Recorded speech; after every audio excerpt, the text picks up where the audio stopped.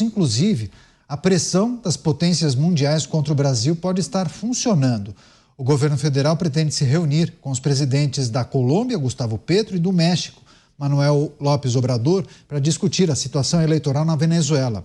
Apesar de pedirem a verificação imparcial dos resultados, o regime de Nicolás Maduro ainda não apresentou as tais atas eleitorais que comprovam a vitória do ditador. Com isso, uma ala do governo já sinaliza a possibilidade do Brasil abandonar Maduro, visto que esse assunto tem gerado um grande desgaste, uma situação desagradável para o Palácio do Planalto. Vamos girar com os nossos comentaristas? Dá tempo? Ou a gente vai para o break antes? Direção...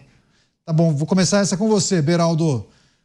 Desgaste em relação à maneira como o Brasil se posiciona com a eleição da Venezuela.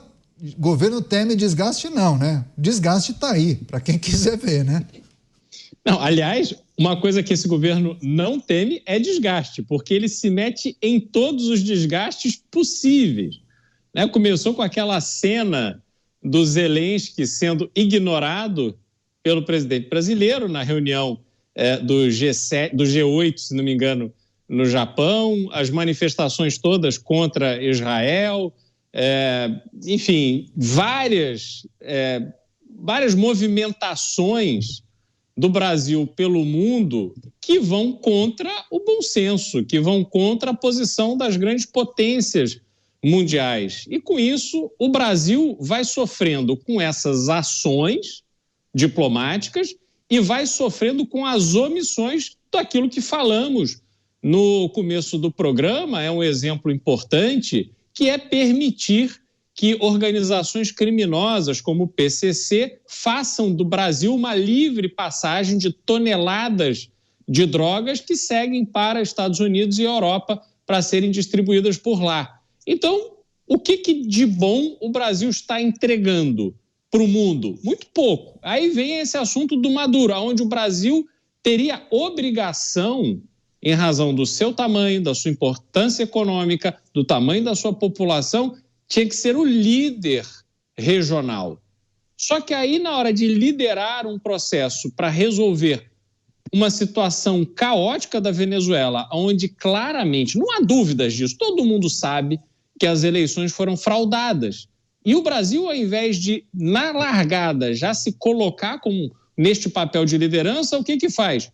Ignora o posicionamento e o senso comum mundial das grandes potências mundiais e fica tentando defender o indefensável ao lado da Colômbia, grande produtora de cocaína, e ao lado do México, também com problemas gravíssimos de tráfico de drogas. Quer dizer, aonde coloca o Brasil esse tipo de posicionamento?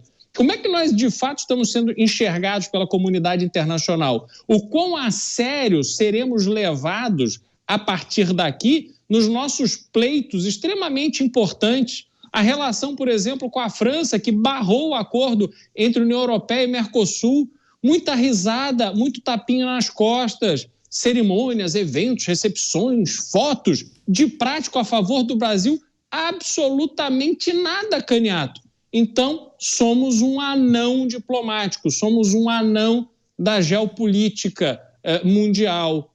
Não vamos chegar a lugar nenhum, assim, pelo menos a nenhum lugar positivo, bom, que nos ajude a prosperar como sociedade. Luiz Felipe Dávila, não faltaram oportunidades para o Brasil se posicionar de maneira mais firme, né, diante desse assunto que envolve as eleições na Venezuela. Só que optou por um posicionamento mais em cima do muro, né?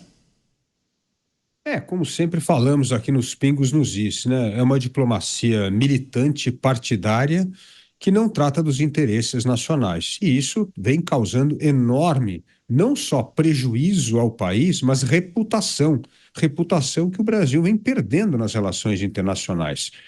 Eu vou dar apenas um exemplo. Os Estados Unidos, antes de se manifestar sobre a eleição na Venezuela, ligou para o Brasil, queria saber como é que o Brasil ia se posicionar. Brasil-México, dizendo assim, olha, vamos combinar o jogo aqui para todo mundo ter um posicionamento. Não, foi menosprezado pela diplomacia brasileira E aí teve essa tríade espetacular no México, Colômbia e Brasil, que resolveu até dar um ar de legitimidade à fraude de Maduro, uma vergonha total. E aí o que acontece?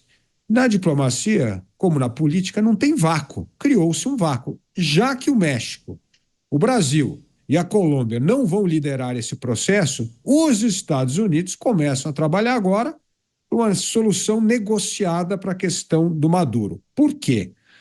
Porque desde a eleição, Caniato, 3 coisas importantes vêm acontecendo de forma gradual que parece que pode ser possível tirar Maduro do poder. Primeiro, a insatisfação ou a desordem cívica continua. As pessoas continuam tomando a rua e não estão com medo, não estão sendo intimidadas pelo aparato totalitário do bolivarismo. As pessoas continuam à rua apoiando Edmundo Gonzalez e Maria Corina Machado. Então, esse é o primeiro ponto.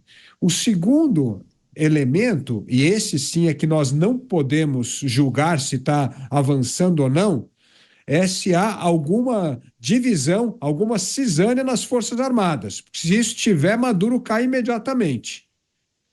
E terceiro, um ponto que eu sempre defendi aqui, que é a saída honrosa. Então, se começa a ter uma desobediência cívica, as pessoas continuam indo às ruas, porque querem ver a sua vontade prevalecer, o que foi feita nas urnas. E isso começa a dar algum sinal para as forças de segurança que há dissidência. Aí agora falta o terceiro ponto, qual é uma saída honrosa para o ditador? Já que o México, o Brasil e a Colômbia não vão fazer, os Estados Unidos vão entrar nesse jogo e vão tentar fazer isso, porque nós precisamos resolver essa questão da Venezuela.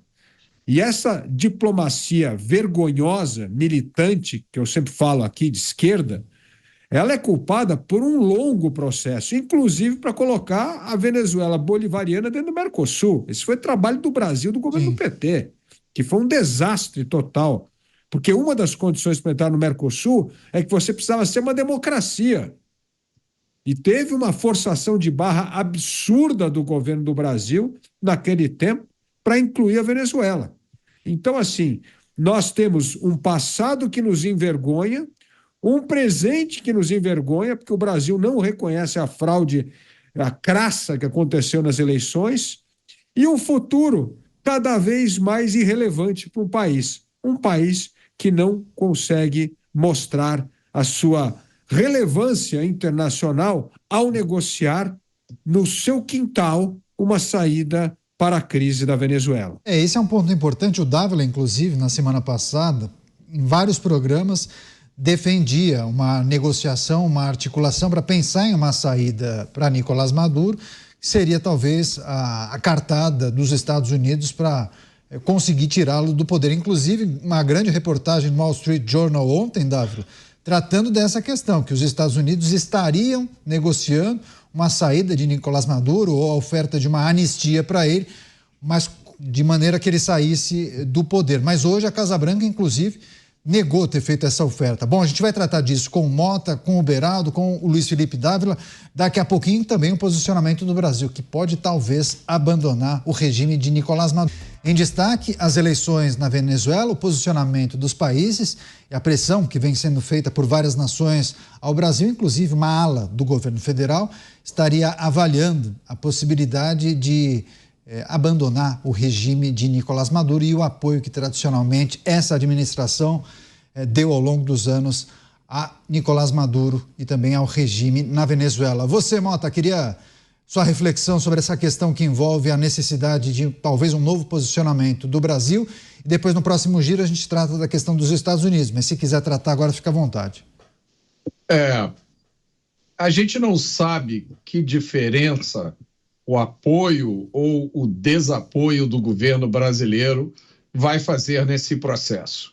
A gente não sabe, talvez poucas pessoas saibam, que segredos Maduro carrega consigo, quais são os fios dos quais Maduro depende que, se cortados, fariam com que ele saísse de lá correndo. Eu só gostaria de, antes de começar o meu comentário propriamente dito, dizer que eu discordo completamente da ideia de qualquer anistia, de qualquer acordo, de qualquer saída honrosa que dê uma válvula de escape para esse ditador levar o resto da sua vida vivendo glamourosamente em algum refúgio qualquer. Eu acho que se a gente fizer isso, se o mundo fizer isso, vai estar mandando uma mensagem muito ruim para os outros ditadores que já existem e os futuros que virão por aí.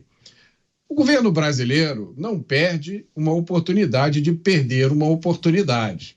E ele não vai perder essa oportunidade de ficar do lado errado da história mais uma vez. Eu acho que a situação da Venezuela não requer nenhum debate, nenhuma conversa, nenhuma conference call. O que a situação da Venezuela exige é firmeza moral, coragem pessoal e inteligência política. 3 coisas altamente improváveis de serem encontradas hoje nos governos do México, da Colômbia e do Brasil. O Dávila, antes de passar para você, a fala do Mota em relação à suposta saída honrosa, ou uma saída negociada com Maduro, acho que se contrapõe àquilo que você disse, então eu vou passar a palavra a você antes do Beraldo, só que Mota, amanhã, programa 2, né? Conexão Mota. Queria que você destacasse para a gente o que vem por aí, o que a nossa audiência irá acompanhar no programa de amanhã. Conta para a gente. Eu não vou estragar a surpresa, não vou dar um spoiler aqui, mas eu vou adiantar que nós vamos tratar de mais um assunto relevante, falando de forma clara, buscando a verdade, sem medo de botar os pingos nos is, embora o nome do programa seja Conexão Mota, até eu errei o nome do programa. Amanhã, às 10 horas da noite, a gente espera vocês lá. É isso, Conexão Mota, 22 horas, 10 horas da noite, coladinho com o Jornal Jovem Pan, sempre temas e convidados especiais. Agora você, Dávila, a reflexão do Mota sobre a possibilidade de uma saída honrosa, uma saída negociada, enfim, ele se coloca radicalmente contra essa possibilidade, Dávila.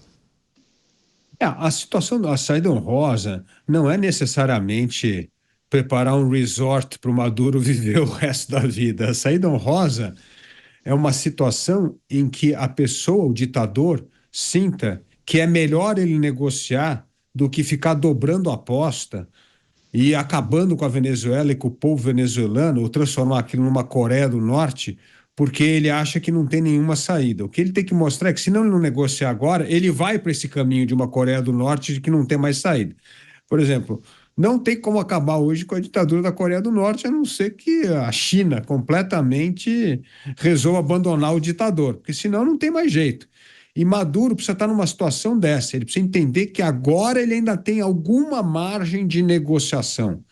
E não é para facilitar a vida, não, mas eu acho que se ele não tiver essa oportunidade, se ele sentir que ele está num beco sem saída, quem vai perder é o povo venezuelano, que vai cada vez mais viver debaixo do chicote dessa ditadura.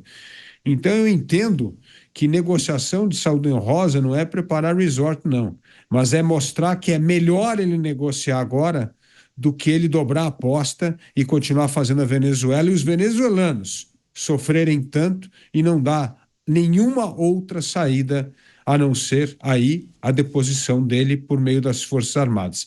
E eu tenho dúvida se essas Forças Armadas vão rachar, se não tiver saída honrosa. Porque uma coisa é o seguinte, tem a desobediência cívica, tem uma saída, aí as Forças Armadas se mobilizam para dar o checkmate final. Porque senão, se todo mundo vai sentir que está no mesmo barco, vai sair como perdedor, eu acho que isso fortalece a postura de Maduro. E isso é aumentar o sofrimento do povo venezuelano.